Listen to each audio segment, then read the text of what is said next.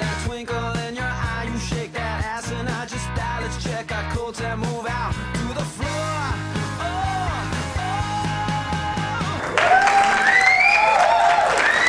Thank you. No, really, you're too kind. Okay, stop it. So we have a great show for you tonight, but first, whatever happened to Tiger Woods? There's a huge scandal, and now I hear he's going to sex rehab. I guess the only course he's going to be hitting on is one that teaches monogamy. But seriously, folks, I heard he's had to change his name due to all the affairs. Tiger Woods is now Cheetah Woods. And now I hear they're releasing a swimsuit calendar with all the women he's cheated on. Unfortunately, there wasn't enough room for his wife. It's a bad one. But in other news, the earthquake in Haiti. It's a truly devastating event for one of the poorest countries on the planet. So if you can donate, every little effort helps. So that's my bit for tonight. Tonight we are talking about 1984, a novel written by George Orwell. We have a couple characters coming out tonight, but first a little on the novel. In 1984, the always watching eye of Big Brother, as they call him, drives our guest, Winston Smith, to desperation in order to obtain his freedom. Well, we have both characters coming out tonight, so this should get very interesting. We have three main subjects we're going to speak with our guests about tonight, which include how Winston finds his freedom in the novel through his thoughts of past times represented by a glass paperweight containing pink coral. A diary becomes a sanctuary where he can express his thoughts freely, and a room above an antique shop becomes an escape where he can carry out a secret love affair. It's time to bring out our first guest of the night. Big round of applause for the protagonist of 1984, Winston Smith. Thanks for coming out. So Winston, you're our main character in the novel. Why don't you tell us a little bit about yourself? Well, I work at Ministry of Truth, live my life day by day, but unlike others, I feel suppressed by the government and Big Brother himself, which drove me to desperate measures. So, what was your first act of treason and leap for freedom in the book? Well, I bought a blank book at a shop. I wrote in it as a diary to kind of get away from it all. I did it very secretively because of the TV screens on the walls and how everybody can hear everything you do and which you could be killed for. Okay. Well, we have a quote from 1984 on page 7. For whom it suddenly occurred to him to wonder, was he writing this diary? For the future? For the unborn? His mind hovered for a moment around the doubtful date on the page, and then fetched up with a bump against the newspeak word for double think. For the first time, the magnitude of what he had undertaken came home to him. How could you communicate with the future? It was of its nature impossible. Either the future would resemble the past, or the present, in which case it would not listen to him, or it would be different from it, and his predicament would be meaningless. So, in writing this diary, not only was it a way for you to be free, but also a sort of message to the future? Exactly. I was just trying to vent through my feelings through this diary. Okay. So Winston, not only did you write in a diary, but you also purchased a glass paperweight at the antique shop. Why did you do this? Well, when I saw it, it reminded me of a much better time than what I'm living in now. And I just wish that I could live in that time. Okay. And what do you have to say about the secret love affair you carried out in the room above the antique shop? Well, it gave me a sense of freedom. I could do whatever I want in this room, especially with my girl Julia.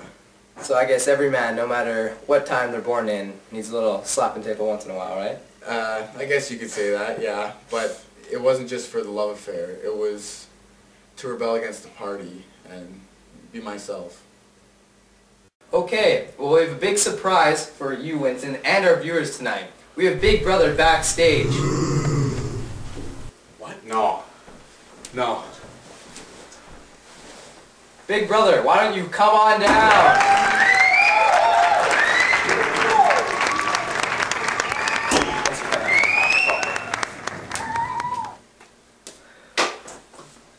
Yes, nailed it. That's what I'm talking about. Sit down.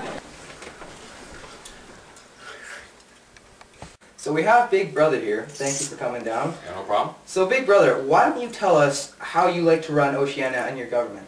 Okay, I run it like a tight ship. I want to see everything, I want to know everything. I got screens all over the place watching what you do. I make you tired, by giving you all these hours of work. I make you hate each other with the 2 minutes of hate every day, and I don't want you to screw around and stuff. So no sex. Not unless you're married. And then that's just for the party. That's for more population to win this war we're fighting. Of course. So Winston, any thoughts on this? Yeah, whatever.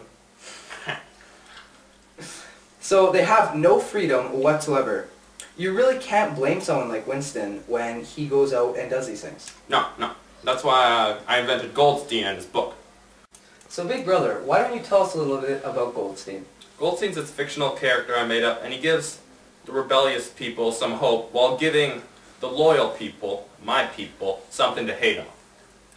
Okay. And he wrote a book? Well, he wrote a book, yeah. We wrote the book. O'Brien helped a lot with that. The book basically tells you about how we actually run our government. So whatever we make goes to the war effort, and we're not really winning the war, we're not really losing. It's just to keep our nation in like poverty, so us inner party fellas can stay up high. Okay. And why don't you tell us something about the Ministry of Love? Yeah. Okay. So you took Winston there once he read Goldstein's book. What did you do to him there? We made him fall in love with yours truly. And how did you do this? We massaged him gently. No. Just kidding, we beat the shit out of him. Wow. Okay. Winston, any thoughts about this? Yeah, whatever. It was so much fun. So pretty much when they're there, we put them in their own little cell. We starve them. We go to town on them. We just beat them up. We dummy these kids. And we make sure they lose everything they got. Like, for instance, we got room 101. My idea. It's pretty much your biggest fear. Little Winnie Pooh over here, his was rats. Ain't that right? Yeah, rats. Like, come on, what a girl. So we did that, and he started screaming like, do it to Julia, do it to Julia, and then that's when we start rebuilding them back up and make them fall in love with me. So the Ministry of Love, bada boom, bada bing, you take care of them. So Winston, you bought a glass paperweight because it reminded you of past times which you thought were better than the present. It's not what I think, it's what I know. What color was the rock? Pink. So this was a way to free yourself from the oppressive mind control of the party. Yeah, exactly. Sure made a great centerpiece and his little tea parties too. Yeah, I'm sure it did. So here's a quote from 1984. What appealed to him about it was not so much its beauty as the air it seemed to possess of belonging to an age quite different from the present one. Also, if you were to look on Sparks Notes, you can find a secondary source of how this reminded him of past times.